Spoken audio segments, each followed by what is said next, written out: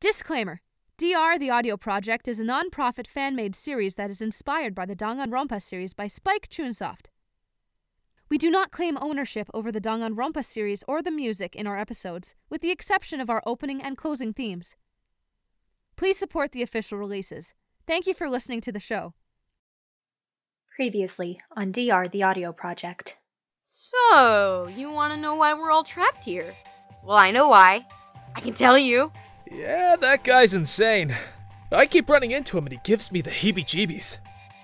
What the hell is going on here? What do you mean by your precious ultimates? And what even are you? Only one of you can get out of here alive.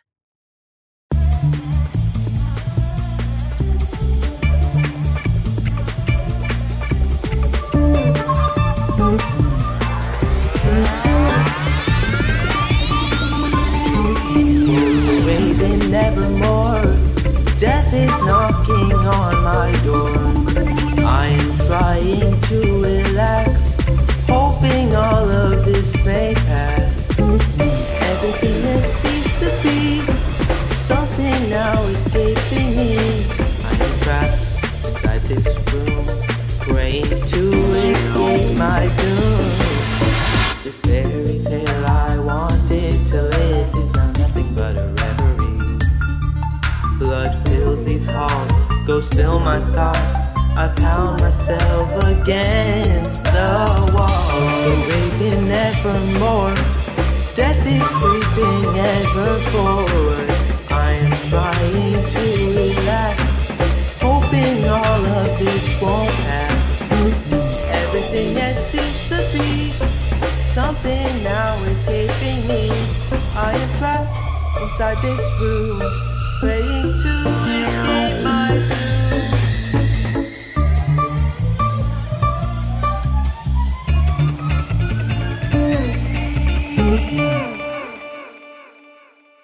Nightmare at the Museum, Part 1. I lay in bed, staring up at nothing in particular. Time seemed to pass by more slowly as I continued to feel restless. My mind wandered to recap today's events piece by piece. Myself and 15 other Ultimate students are trapped in this museum, with no memory of how any of us got here. Then, a robotic raven tells us we have to kill each other. Even when I think back on it, the thought still sounds completely insane. I don't think any of us would have taken it seriously had we not been trapped in this enclosed space. But it seems like we have no choice. Logically, the first thing we should do is try and find an exit. But the possibilities of finding that are slim. As my mind kept whirling away, I drifted off into an uneasy sleep, unsure of how to feel about the upcoming day. Good morning, ladies and gentlemen. I thought I would welcome you on your first official day with a wake-up call. I hope everyone had a fantastic night's sleep, considering this may be your last. If you were hoping this was just a horrible nightmare, then you'd be wrong. Despairfully wrong, in fact. Also, I bring two pieces of good news. First of all, you now have access to some of the exhibits on the first and second floor. I suggest you go exploring soon. Secondly, your new Monokurasu rulebooks, or monobooks for short, have all been delivered to your rooms. I lovingly made them just for you, and I would be very sad if you didn't read them. Very sad indeed. Now then, give it everything you've got today, and hopefully the fun will begin soon. Bye-bye. I found the monobook on my table. It was an ornate black book decorated with a gold trim. My name was in gold on the spine. The book felt heavy as I picked it up, and the big Monokurasu emblem on the front wasn't exactly a friendly sight. I opened the book to see that inside, the book was actually an electronic screen. It turned on as I opened the book and the rules popped up on the screen. Daily life rules. Students are required to live at the museum for the remainder of the foreseeable future. Nighttime is officially designated as the hours between 10 p.m. and 7 a.m. Purposefully damaging your monobooks is not allowed. All acts of violence towards Monokarasu are strictly prohibited. Monokarasu will never directly participate in a murder. Forging a Monokarasu emblem is not allowed. If a student breaks a rule, Monokarasu has complete authority on deciding how to punish them. Trial rules. When a murder is committed in the academy, a body discovery announcement will occur when 3 or more students discover a body. After an investigation is conducted, a mandatory class trial will be conducted.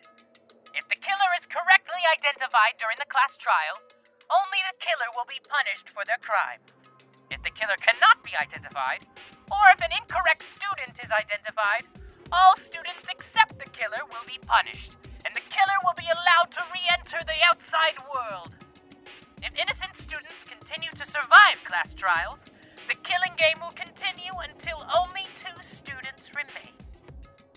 Final rule. Monokarasu can add new rules at any time. Well, that's fun. Anyways, I should go to the staff lounge to meet up with everyone and see what we should do. As I entered the lounge, the room radiated with tension and anxiety. No one was speaking to each other and everyone looked visibly uncomfortable. No one wanted to be near anyone, which is understandable, but it felt suffocating to just stand there in that room. We were all silent for a while, but it was starting to get irksome seeing as no one wanted to talk first. Someone, on the other hand, seemed to be at their limit. So, are we all just gonna stand around wasting our fucking time because you guys are so damn cautious of each other? Or are we going to be mature and talk like humans? Well, what can we talk about? There isn't much to say because of this situation, you know. No, Keiko is right. We need to talk to each other and discuss what we should do next as a group.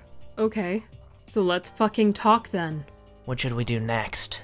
I don't think there's a point with talking. I mean, someone's gonna cave in eventually. With this environment, it wouldn't be hard at all, considering we're isolated from the outside world. With that kind of mindset, then yeah, we'll all die probably. We just have to have faith in each other and tell ourselves that we will not let ourselves fall into that despair. Yeah! We technically don't have to listen to Monokarasu in the regard of being told to kill each other. Although it's hard for me not to listen. We never know if that raven is secretly an alien or not! Micah. I know. I won't kill anyone, promise. It's still kinda difficult not to listen to that damn raven, what with him appearing out of nowhere and breathing down our necks. But ignoring that creature wouldn't be so hard for this voice actress. I'm sure we can just ignore him, despite his constant presence. Besides, we aren't completely isolated. We can all speak to each other. My star shines. The divines above will guide us all and direct us to greatness as long as the stars are alive. Also, I wouldn't mind if some of you cuties paid me a visit from time to time. While I can't guarantee what will happen, I shall keep busy. As long if everyone else does the same. We're all good, right? Just ignore Monokarasu and we'll be all set. I want to relax in my room, if that's fine. I'd say so. Just stick together and keep our heads straight. Sounds simple enough, really. Anna's right, guys. Let's forget Monokarasu, and instead, we should get to know each other more. The mood of the room seemed to lift. The brewing tension steamed over and some people were happily chatting with one another. The thought of this twisted killing game disappeared from our minds, if only for a few brief moments. I'm glad that everyone is talking to one another. Before, it was so silent that I was starting to get on edge from it. Oh, yeah. I'm used to my work being noisy and all that, so I guess I'm not really that used to a quiet environment. Wow, you too? Well, I should have known from your talent after all.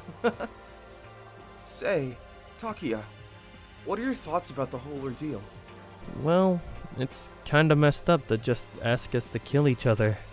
I mean, we don't even know each other at all. But if we keep being civil with one another, then I assume all of us would be alright in the end. That's a good mindset to have. You shouldn't let that falter. Catch you around sometime. Seiichi was the first to leave the staff lounge. Soon after, everyone started to leave, one by one, to go either back to their rooms or explore the restricted areas. After thinking on it for a while, I decided to head to the museum. There's no real reason to not know about my new surroundings. After all, we could be here for a while. I can hear my footsteps echo across the hallway as I entered the museum. It was impressive to say the least. Tall white walls, elaborate crown molding on the ceilings. It really felt like I was in a French neoclassicist museum, like the Legion of Honor in San Francisco. I've always wanted to go there and see it for myself. Who knows, maybe I did end up taking that trip. I don't know what memories I lost. Hold on a sec, there's another room over here. This must be one of the exhibits that Monokarazu was talking about. Yep, there's a sign. Yuko Nishihara, Ultimate Fisherwoman. Well, might as well head in and... What is this? I couldn't believe my eyes. What was I looking at? It was an indoor lake. I'm not joking, an indoor lake. Well, it's more of a pond, but still, it's huge. And it's in this weird shape. It kind of looks like a gourd, actually. But the main question is, why would this be in a museum of all places? I had that same look in my eyes when I first walked in. Yuko? I didn't even notice you were in here. And in the pool, no less. I didn't even see you go into your room to change. Oh, I always wear a bathing suit under my clothes when I can. It can be a hassle to change after a school day, especially a stressful one. You're pretty dedicated to your talent. It's a nice escape for me. So I assume you can swim in the pool? I would think it was a rule violation. Do you see the signs over there? Oh. I went over and looked at the signs. The first one looked like a plaque in a museum and it read, Yuko's Pond, a recreation of the lake that the ultimate fisherwoman calls her home. This is an interactive piece of art. Feel free to use the restrooms attached to this room and change the swimming clothes. This room is monitored and unwelcome behavior will see you banned from the museum. There was, however, a second sign, and it had a Monokarazu emblem on it. Great. Feel free to ignore that part about unwelcome behavior. The only rules you need to follow here are mine. Speaking of rules, here's another one. You can use the pool, as long as you don't get water on the floor anywhere besides this room. That's all. Happy killing! I guess I should check out the rest of this museum. Thanks, Yuko. No problem. I walked out of Yuko's room and checked out the rest of the first floor. All the other rooms were closed. Didn't Monokarazu say something about opening them up later? Anyways, I went to go up to the second floor when I noticed another open room. And this time, the name outside wasn't Yuko Nishihara. It was Takuya Toyonaga. I hesitantly walked into my exhibit, each footstep being one of uncertainty as I stepped into the unknown. And what greeted me on the other side? A bunch of miniatures.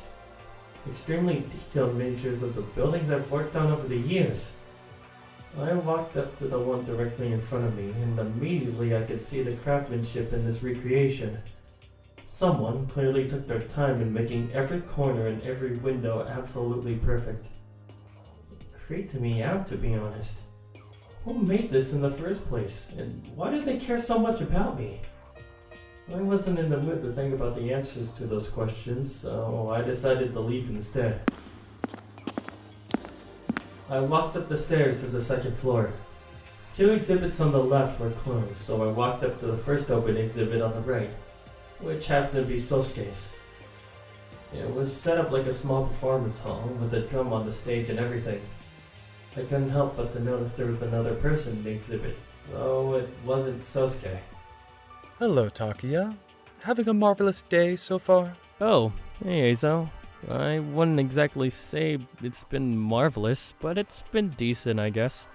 Well, I could see why you'd say that, but I prefer to remain optimistic. The world still needs to be painted in all its beauty after all. That is remarkable.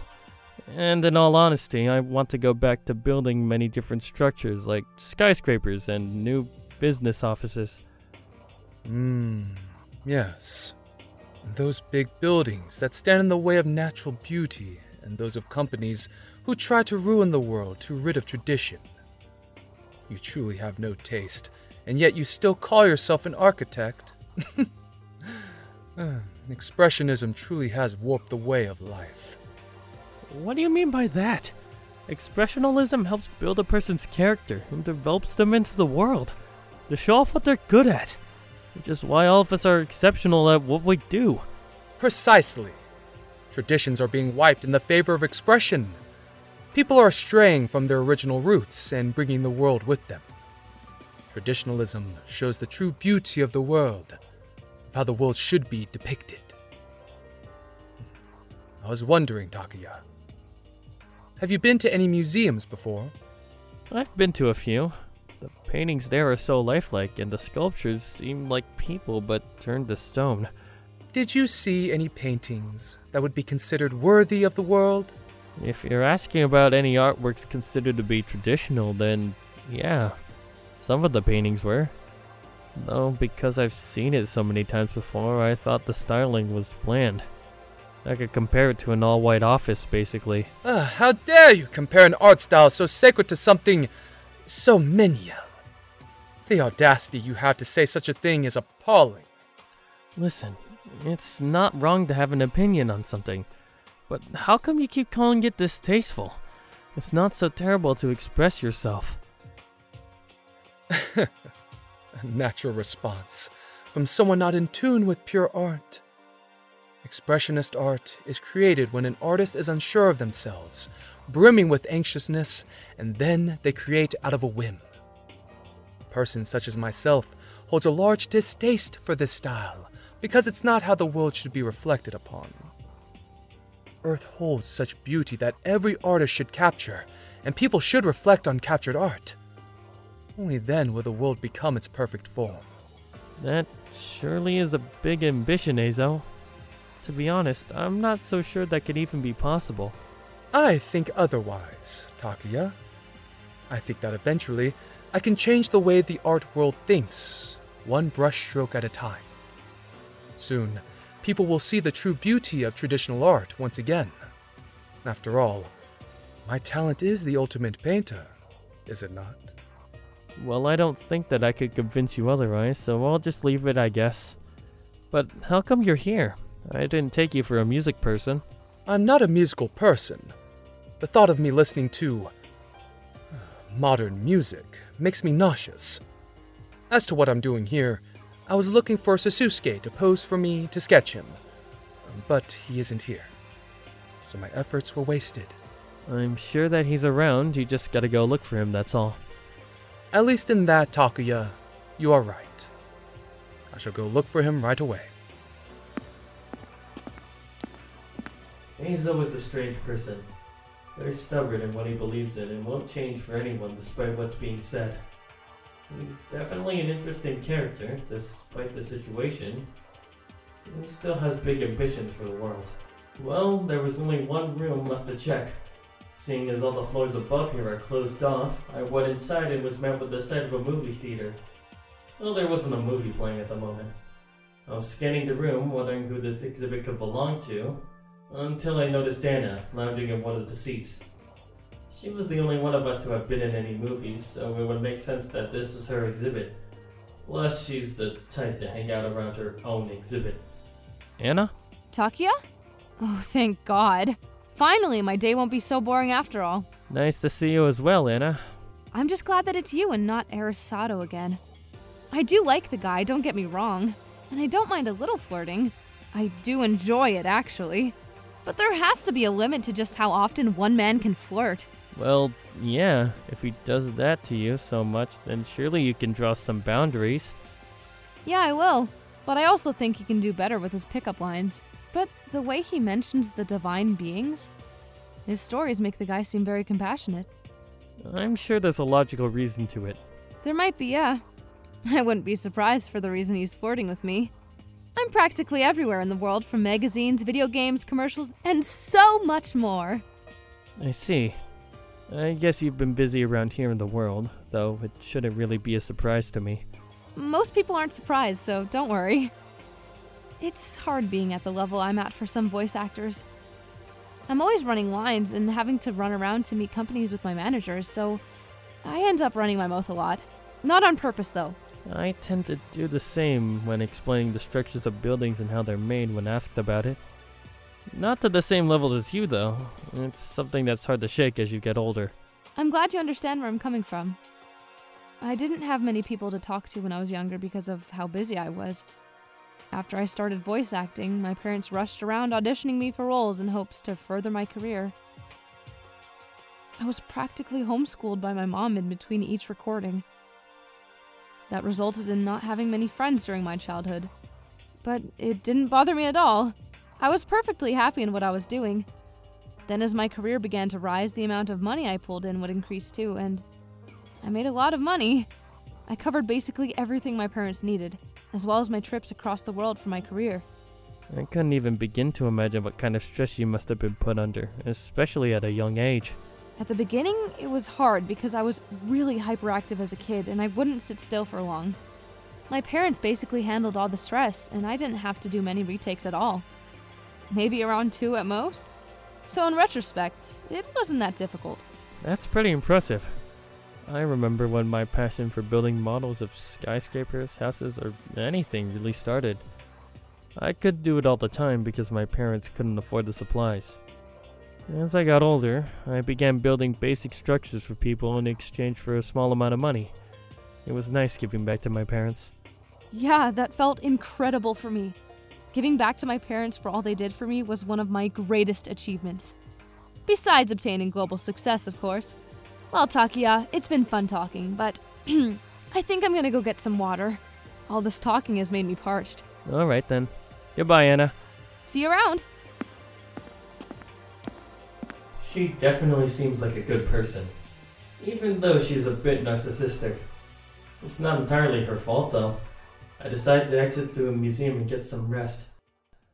A few hours later... Hello again, kiddos! It is 5 minutes until nighttime. You'd better get to your rooms quick, lest you want to be vulnerable to a deadly attack! Good night, my precious ultimates. Enjoy your nightmares! It was still alarming for me to hear that voice. Plus, I didn't realize it was already past dinner time. Looks like I'm gonna go hungry tonight if I want to be safe. As I went to sleep, my thoughts landed on the true danger I was really in. Of course, I wanted to believe that this was all for shits and giggles, and that this was all just a big prank. But there's no benefit to thinking like that. You've gotta try your best to face it. Even if what you face is terrifying to the core. I'm Josh Portillo, also known as Saitogami, and I play Eizō Altera. I'm Natepeach and I play Keiko Araragi. I'm Bear, and I play Enjiro Asakura. I'm Krazztar99 and I play Sousuke Enomoto. I'm AllamaSmiles, and I play Mayumi Hamasaki. I'm Zach Yasuda, and I play Arisato Ichigawa. I'm JayJitsu, and I play Maika Katayama. I'm Ali, and I play Chiharu Kitano. I'm Jaden the Edgy Boyo, or Jaden for short, and I play Seichi Kurogane. I'm Epic New Moon, and I play Lia Matsuda. I'm Evolion, and I play Sayuri Natsume. I'm Fade, and I play Hideki Saito. I'm Via the Tortilla, and I play Yuko Nishihara. I'm Goonstar, and I voice Takuya Toyonaga. I'm Ryan Pratt, and I play Monokurasu. I'm Katie Gregory, and I play the narrator. DR the Audio Project is directed by Krazztar. The head writer is myself, Katie Gregory. We would like to thank all of our amazing crew who worked hard on this project, including writers, editors, and composers. You can see who worked on each episode down in the description. If you want to listen to the project as early as possible, we release 3 days early on Bandcamp. Download the app and go to their website and you can find us there. Diary entry 19. Dear Diary, I want him to die.